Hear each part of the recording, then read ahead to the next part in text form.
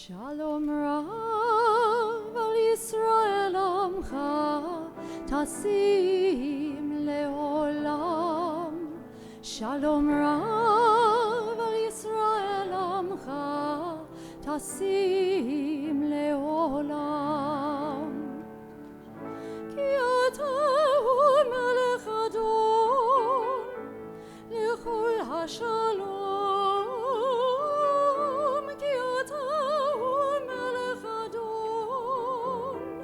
Lechol HaShalom, Shalom Rav al Yisrael Amcha Tasim Leolam.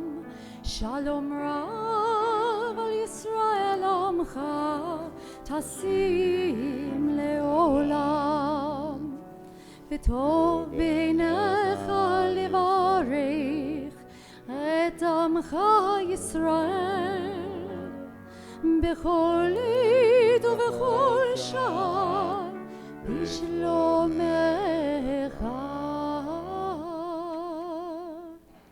שלום רב על ישראל עמך תשים לעולם.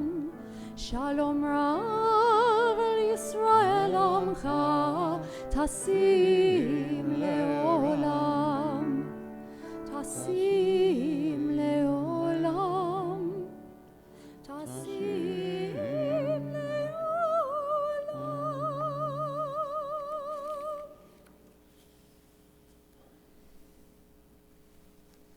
We now take a moment to think of all of our friends, our loved ones, our family who are in need of healing and who are in our prayers. We especially this evening think of Segal Simcha ben Yosef, Aharon ben Yosef, Rina Yocheved bat Resha Valeb, William Abrams, Vlad Borson, Amy Chazen, Nancy Senior, Jerry Forster, Sharon Friedman, Rhoda Kravitz, Stanley Kravitz, Kylie Cooperman, Abby Pecker, Susie Rubenstein, Bernice Safferstein, Nancy Schnabel, William Schnabel, Jerry Shiloff, Robert Yablans, Wendy Zuckerman, Bert Sloan, Betty Rosenberg. And I would ask that you call out the name of any one of your friends or loved ones who you would like us to think of this evening.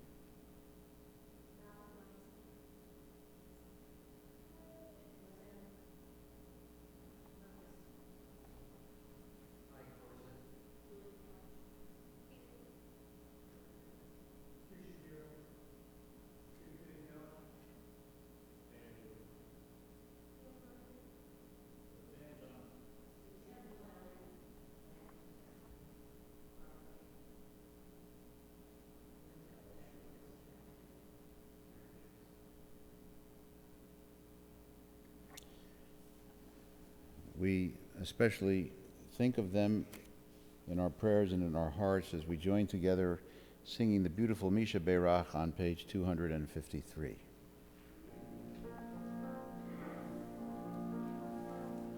Misha Beirach Avotenu Mekor HaBracha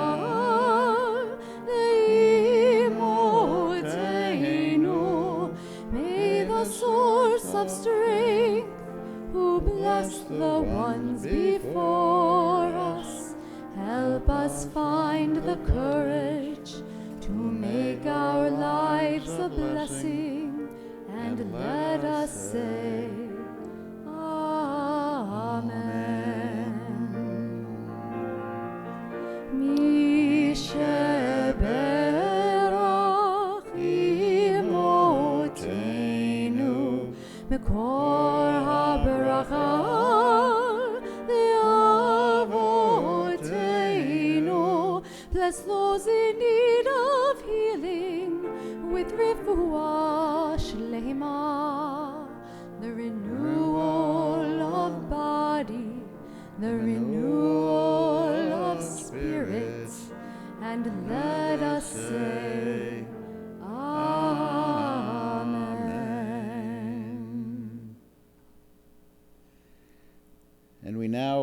think of all of our blessings in life, all of the good and happy things that abound within our families and our loved ones. And so I would ask you to please especially recognize those things that are happy and joyous in your lives.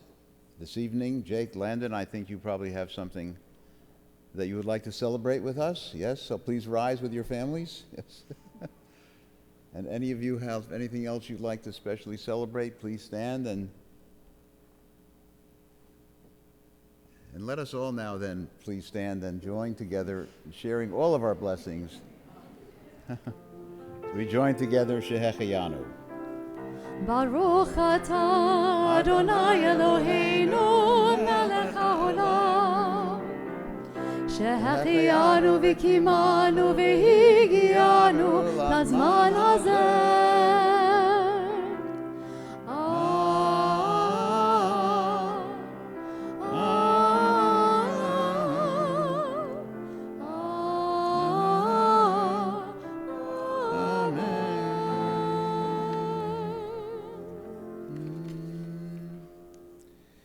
You may be seated.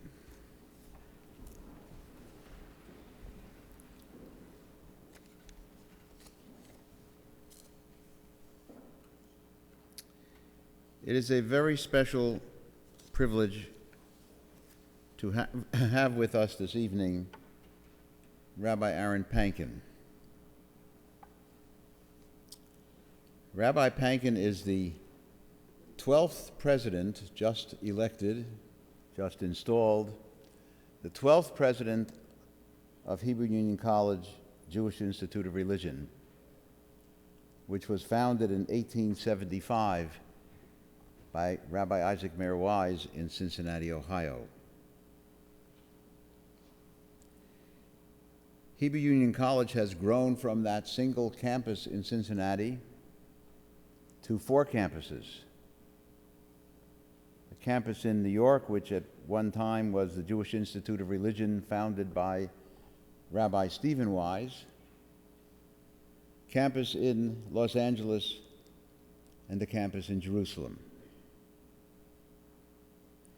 To be the leader, the president of Hebrew Union College is a position of enormous honor, but also of enormous responsibility.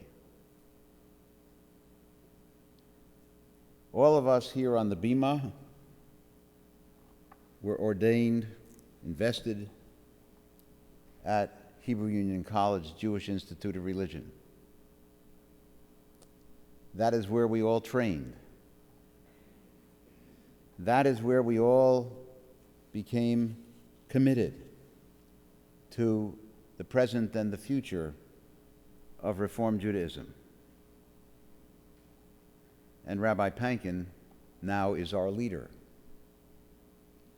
And as such, he bears the responsibility of making certain that the institution thrives, that it continues to train leaders who will keep Reform Judaism alive for many centuries.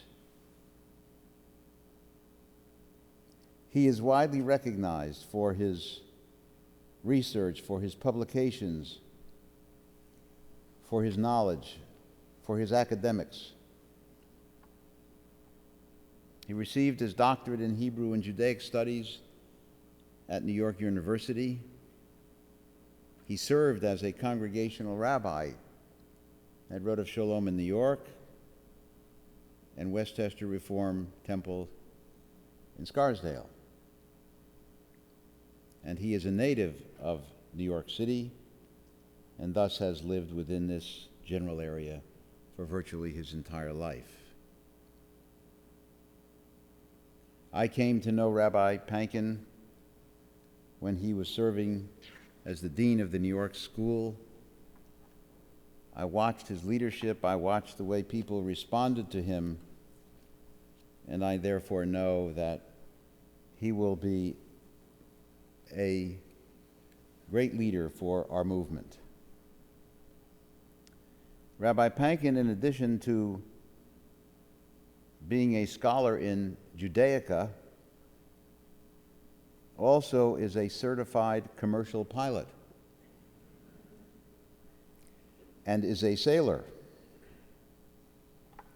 And so this evening, Rabbi Pankin is going to take us on a journey, partly as his training as a pilot and a sailor, but most importantly, as the leader of Hebrew Union College Jewish Institute of Religion.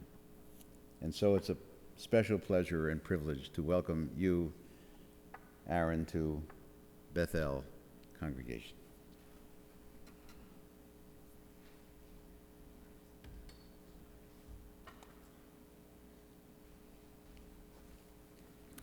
Good evening, everyone. Shabbat Shalom.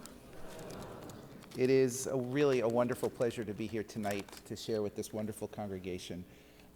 First of all, I would just like to say that I am from what they call southern Westchester. So to actually come to northern Westchester, I had to cross the border of 287, I guess, is where the border is. And I'd forgotten my passport, but they did let me through, actually, which was good. But it's nice. It's a little colder here, but nonetheless still feeling a little bit like spring. Today is really, actually, for me and probably for you, the first day where it actually felt like the winter might come to an end. And so I'm glad to be here with you under such happy circumstances. First of all, I just want to mention what a pleasure it is to be here for a number of other reasons. This is a really illustrious congregation within the Union for Reform Judaism. You all probably know that far better than I do, but this is the place where Chaim Stern was once a rabbi, and I read words that he wrote thousands and thousands of times in religious school in the years afterwards.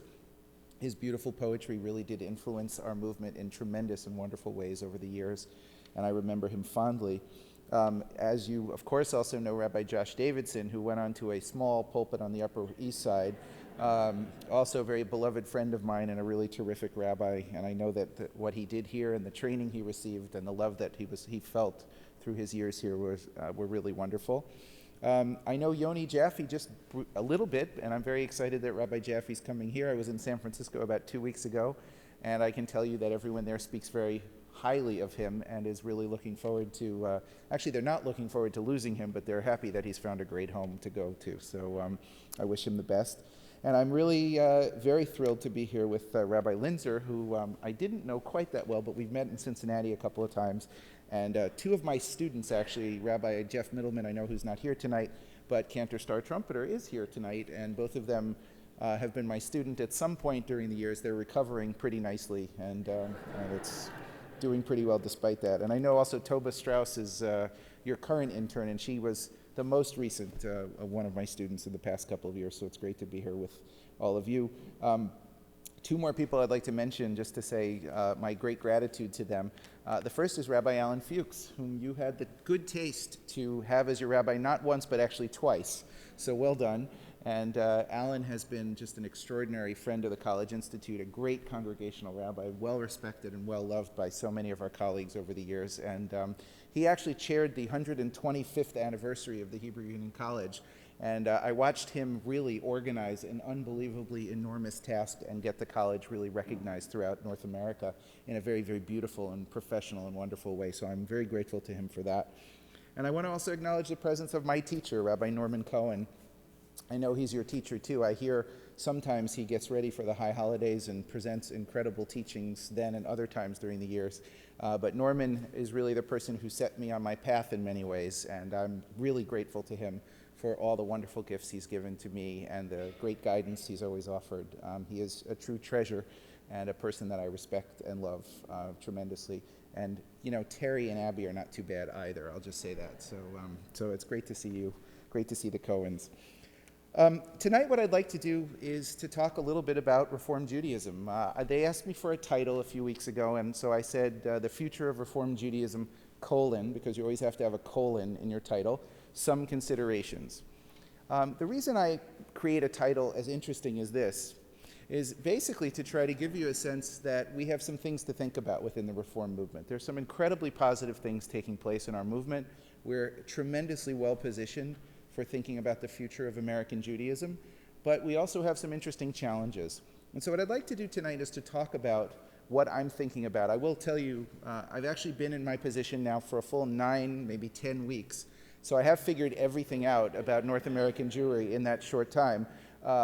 What I would like to do is just reflect with you on some of the things I'm considering as I think about the future of Reform Judaism, as I think about the Hebrew Union College Jewish Institute of Religion, and as I plan where we should go in the years to come. I will say I seriously do not have everything figured out by any means. I'd love also to hear your reactions to what I'm saying, so there'll probably be some cakes afterwards and things like that. I would love to actually have a chance to talk with each of you and hear a little bit about what you think of what I'm thinking of. And this is something that we'll actually do together as the years go by. There's no one person who plans the future of Reform Judaism, and this is all something that we will join together in as we go forward. So to begin, just a quick word of Torah, which is to think about what happens in this week's Torah portion. This week's Torah portion is called Parashat Shmini. So if you come back tomorrow when Landon and Jake will be reading, right, you will actually read from a Torah portion which talks about the question of what happens when Nadav and Avihu, the two sons of Aaron, the high priest, actually offer something the Torah calls Eish Zarah, a strange fire on the altar. If you've read the Torah, or if you go to Shabbat morning study or other kinds of places, you probably have heard the story. What happens to Nadav and Avihu? They get zapped. Very good. That was the correct answer. So they offer something different. And when they offer that different fire, they do this in the tabernacle, in the sacred place where you're only supposed to offer exactly the right kind of fire. They get zapped. They actually get killed. And this is a very, very difficult portion because here you have people who, out of their own interest in worship, out of their commitment to God, they wanted to bring something before God, but it didn't fit the way it had always been done, the way it was supposed to be done. And I bring this story up because that is one of the most interesting tensions within Judaism in general, and it's a great tension that actually resides within Reform Judaism, which is the question of how does one actually take Judaism and offer it correctly, meaning keep it static and keep it going the same way it has always been, but at the same time think about how it needs to change as time goes forward. I would submit to you that the story of Nadav and Avihu is a way of saying there is a right way to do it, there's only one right way to do it, and we cannot change that, because if you change that, it's bad.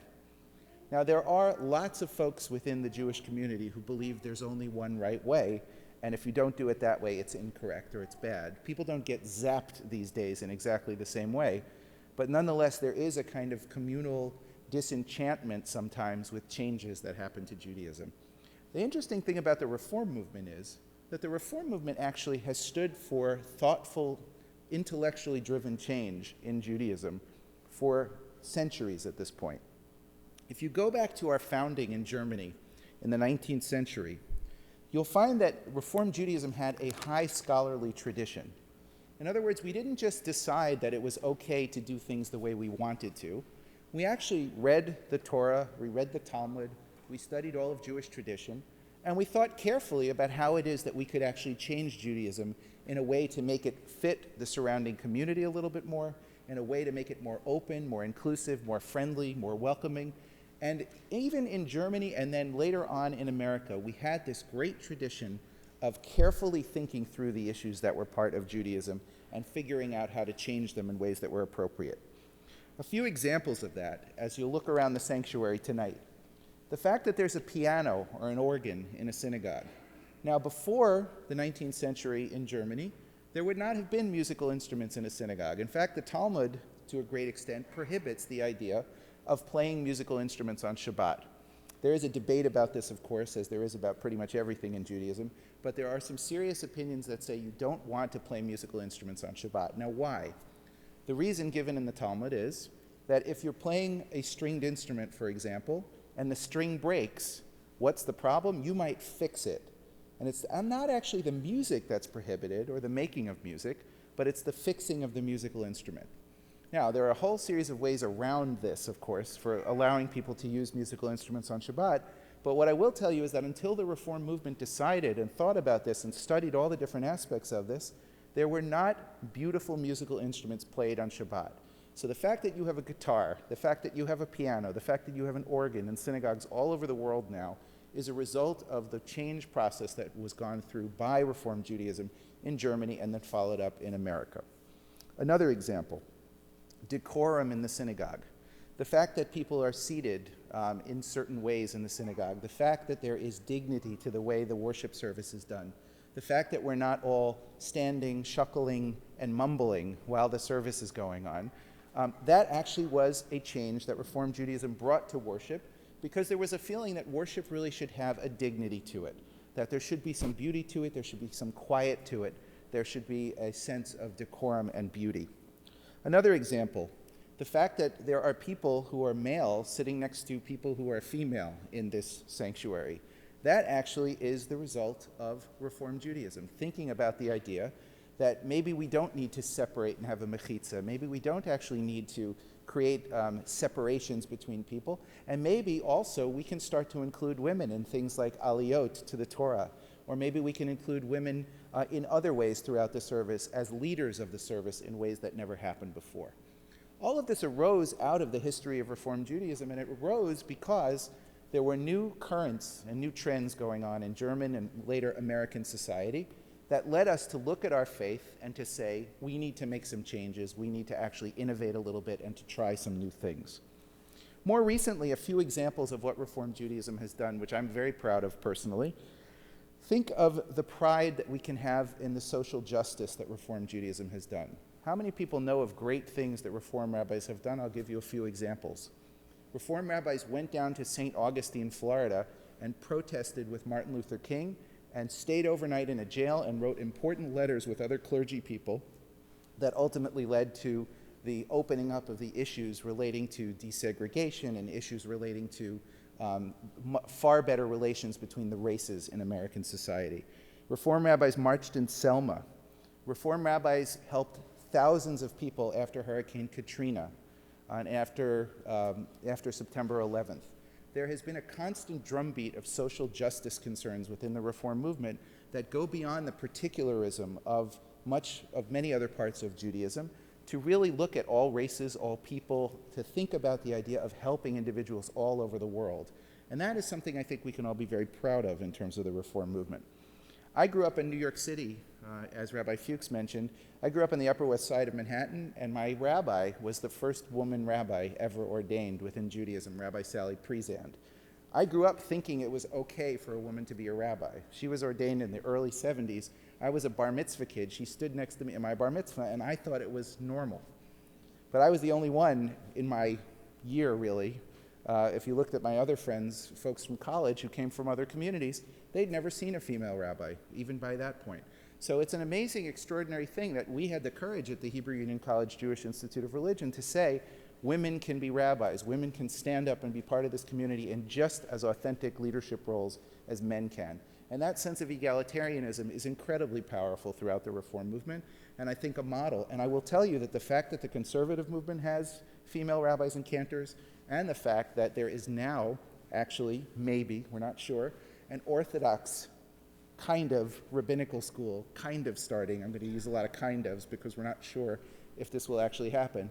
But the fact also that there's something called JAFA, the Jewish Orthodox Feminist Association, with 2,000 female members, all of that is a result of the idea, the forward-looking idea of Reform Judaism, thinking about how women can be involved in their Judaism in a much more substantive way.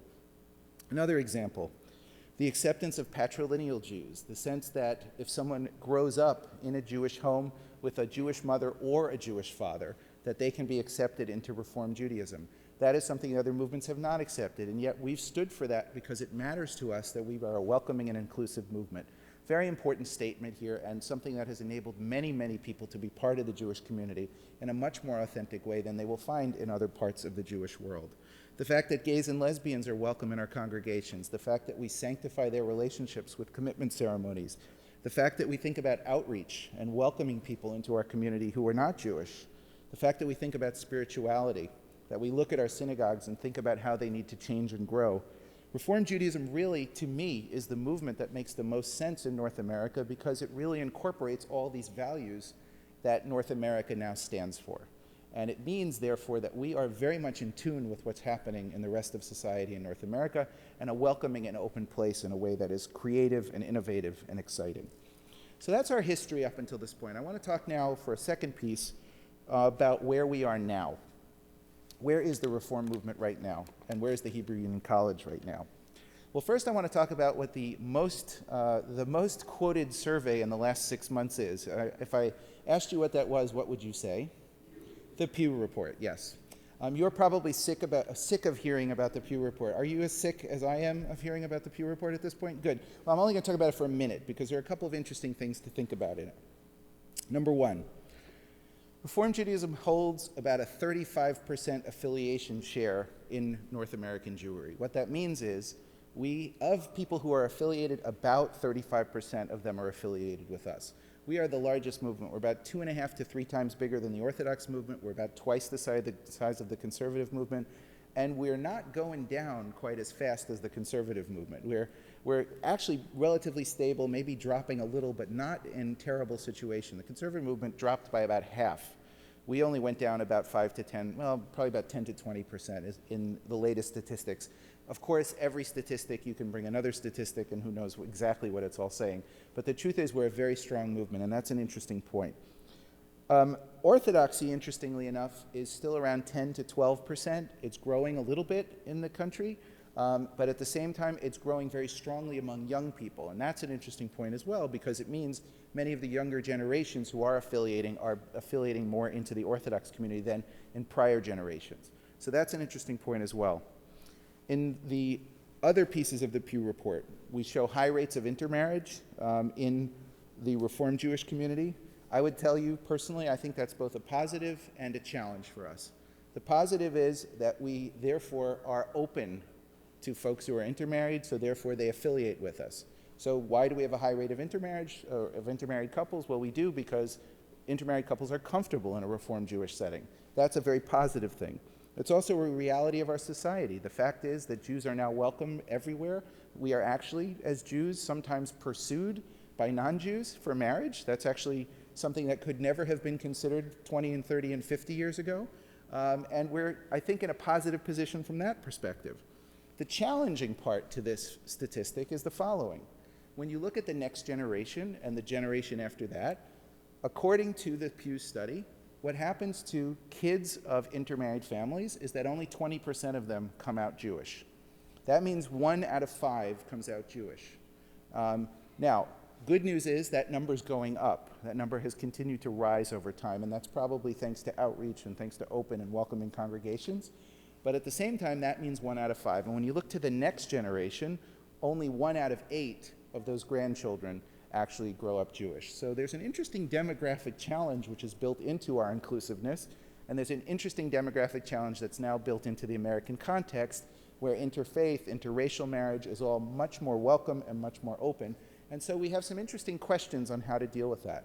I would suggest that one of the things we have to be very careful about is to be inclusive and welcoming, but I think we also have to focus on making sure that the next generation has a great opportunity for those kids to grow up Jewish. And the generation thereafter also has to have a great opportunity to grow up Jewish. So we have to think carefully about how it is we welcome and we train and we educate those next 2 generations to make sure that they feel comfortable in our synagogues, that they feel connected to Judaism, and that they move in directions that are positive within the Jewish community. Other folks will sometimes suggest that another thing for us to do is to think about suggesting that marrying in is still of value. There's no question, because if you look at those who have married Jews, 96% of their kids grow up Jewish. That's 4 to 5 times the number that grow up in intermarried couples. So I think it's kind of an interesting question for us sociologically, how we think about this. And it's something that every synagogue really ought to be thinking about very carefully. And not to be judgmental, but simply to think about what are the different techniques and ways of welcoming folks and helping them get a good Jewish education. So one other quick thing I want to say that's a very positive piece of the Pew study, which is, I think, important in terms of our current situation. Many people, huge percentages of Jews, whether they're affiliated or not, are very interested in the culture of Judaism. They're very connected to the state of Israel, and they're actually proud of being Jewish. Now, they may not do that in a religious way, but what I think this implies to us is we need to start to think about how we reach those Jews who are interested in Jewish culture. Maybe we need to have more movie nights or more film, more music nights or other kinds of things that create open Jewish cultural ways to bring people in. I used to know a lot of people who would do things like go Israeli dancing once a week. I'm not sure that happens anymore. But the question is, what can we do with culture to welcome people in? What can we do with the connection to the state of Israel? And what can we do with Jews who are not sure that they necessarily want to pray, but still somehow want to stay connected to the Jewish community? And I'm going to talk about the most important one from my perspective, which is the possibility for doing more Jewish learning. The idea of taking synagogue and making the focus of it